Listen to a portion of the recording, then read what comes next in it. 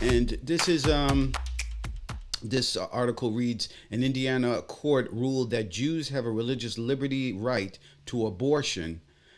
Here's why it matters.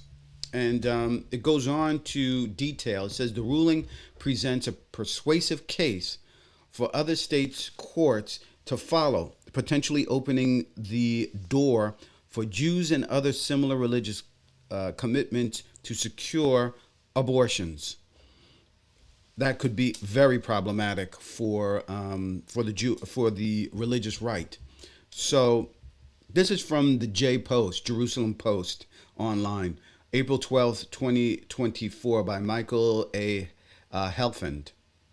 And it goes: since the Supreme Court's 2022 decision, Dobbs v. Jackson, a woman's health organization, the right to abortion is no longer protected by the 14th Amendment. But that seismic constitutional change has triggered a new legal debate. In the absence of federal constitutional protection, does state law provide Jews with a religious liberty right to abortion? Last week, an Indiana state appellate court answered yes to the question, invoking variations of the word Jew more than 70 times in the process. As the first state appellate court answers the question, the ruling presents a persuasive case for other state courts to follow, potentially opening the door for Jews and others with similar religious commitments to secure abortions that are motivated by religious values, even where such abortions are otherwise prohibited by state law. The idea of a Jewish right to abortion being enshrined in U.S. law at first sounds strange.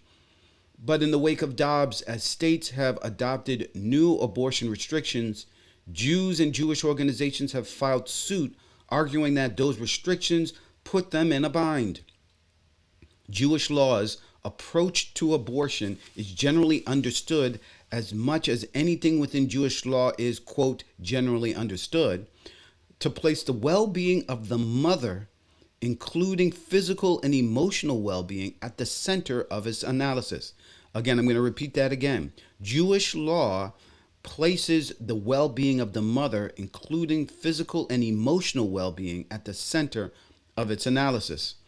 As a result, where an abortion is necessary to protect the well being of the mother, broadly constructed, Jewish law sanctions and often requires the termination of the pregnancy. If a mother, motivated by these underlying Jewish values, were to seek an abortion in a state that imposed significant restrictions on such procedures, her religious commitments could run afoul of state law.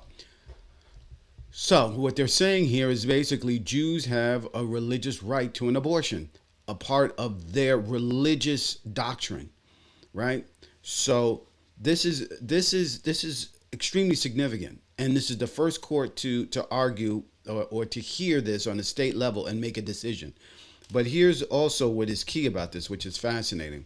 So it goes on to say the plaintiffs in the Indiana lawsuit, which include both individuals as well as the organization Hoosiers Jews for Choice, are not themselves pregnant, but a number of the individual plaintiffs allege that they would like to become pregnant through assisted reproductive technologies or otherwise, but they fear, given past histories and the realities of using assisted reproductive technologies, that the Jewish commitments may require them to undergo an abortion.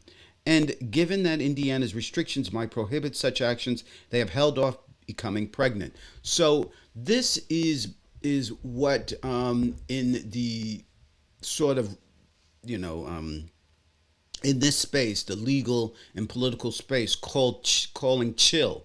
This is what it means to chill something, right? You'll hear, for instance, chilling speech, or in this case, it's sort of chilling abortion. And what a chill is legally is basically just what they've defined, is that a law is passed, and the fear of being in violation of that law prevents a person from acting what would normally be legally, so or would normally be protected. So an infraction hasn't happened yet, but because of the law being passed, it has chilled their desire to take that action because they fear litigation. And you'll hear this a lot about, and it's a little bit dubious, I think, because normally you, in order to bring an action, you have to have damages. In other words, something, you have to have been sued, or you had to have been told you can't do something or whatever in order for it to be legal, in order for a court to hear it. However, the idea of chilling means that you would do this action, but except for the fact that you understand this law, and it could be in a case where the law seems opaque, or it seems like very confusing as to whether it's you would be sued or not. But because there's either confusion or because the law exists and you understand the law to be that if you take on this, what you believe to be constitutionally protected act, if you take on that act, you could be sued. So you don't do that action.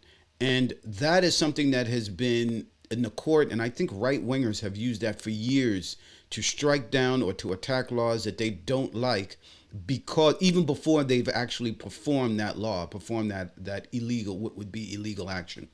So, and again, you hear a lot of that when it comes to speech. You'll hear the term chilling speech.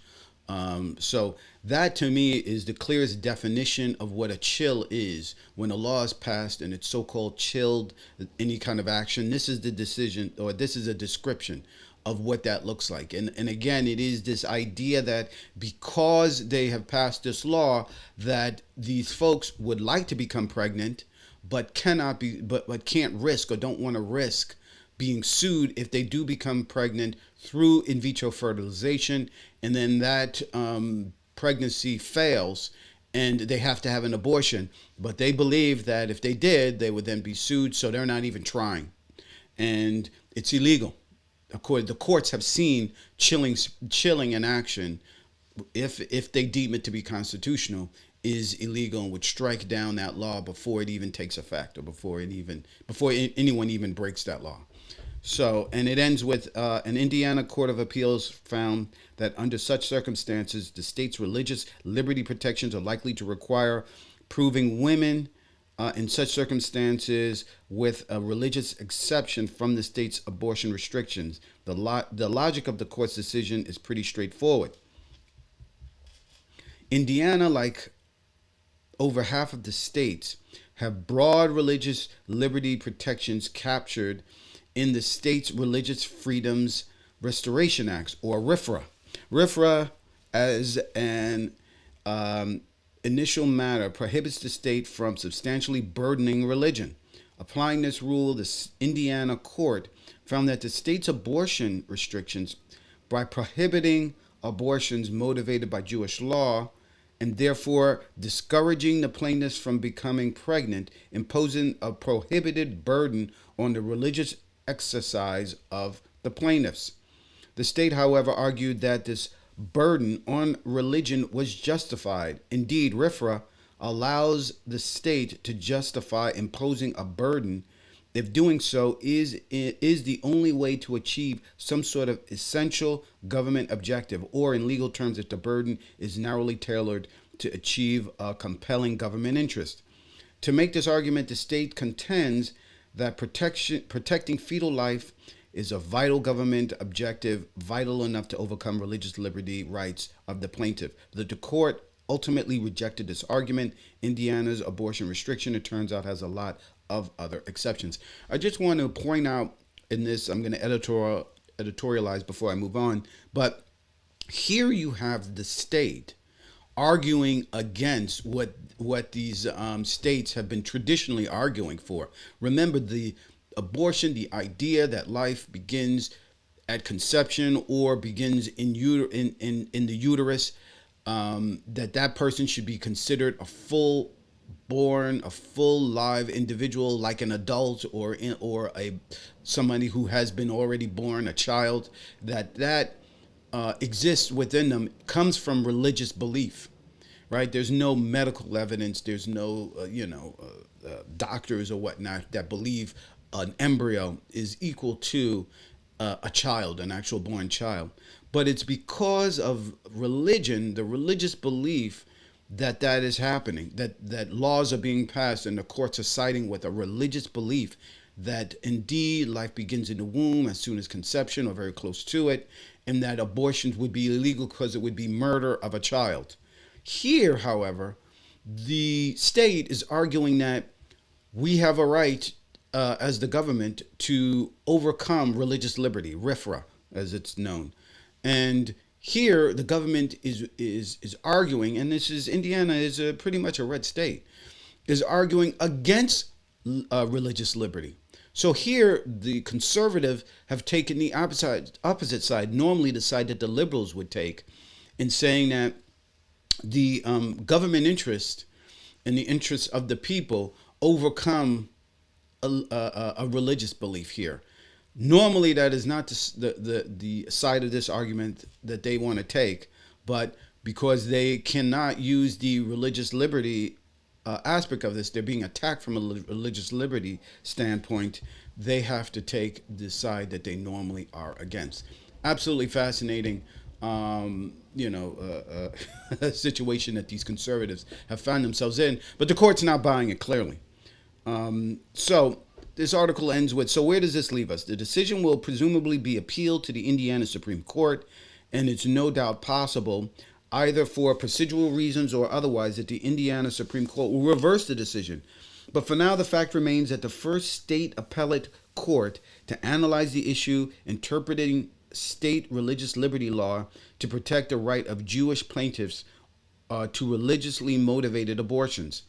The decision may well have broad impact. Because these cases focus on state law as opposed to federal law, they won't be heard by the United States Supreme Court. That means litigation over a Jewish right to abortion will be fought in state courts around the country. Other state courts are likely to take notice of this judicial foray into the issue, especially given that over half the states around the country have identical or nearly identical religious liberty laws. With an easy-to-follow blueprint now available, last week's decision may signal that a Jewish right to an abortion is no longer merely a theoretical argument. It may, in a world without Roe, be the way of the future. So this is one thing to keep an eye out on, to keep looking at, because this has legs, and I think it has a lot of significance, both on the ability for Jewish, particularly, like I say, right-wing Jewish people, to hang in there with the Republican Party, which is anti-Semitic, and in addition, now over abortion issues, one of their main issues, they are now going to have to deal with a party that wants to take away abortion rights, which, according to Jewish law, women have a right to. So it's strange bedfellows. It's a fascinating, interesting look. This is a state reversing itself, arguing for basically the government has a right to overrule a religious liberty, even though that a law is based on a religious belief and religious rights. So the conservative court is not buying it in Indiana. We will see with the Supreme Court how conservative that is and see how things move forward going from there. Hey there, fantastic viewers. Eric Darnley Small here, and I hope you're loving today's episode of What You Missed. You've reached the end of today's show, but don't worry, there's more show coming up. If you're watching this on YouTube, please click the bell so that you'll be notified when more content is available. You can also help the channel by clicking the like and subscribe buttons. It helps the YouTube algorithm find new viewers so that I can keep bringing you all this incredible content you enjoy. But wait, there are more ways to support the show. You can make a contribution through the show's PayPal, which goes a long way in helping produce even better content for you. And consider becoming a part of our growing community by joining our Mastodon site at mastodon.vtip.me/@whatyoumissed for more engaging discussions and exclusive updates. And here's something you won't want to miss. Mark your calendars for our live show streaming on YouTube and stream.vtip.me Monday mornings, 10:30 a.m. Eastern Standard Time. Your support means the world to me, and together we're making What You Missed the best it can be. Thanks for being a part of my journey.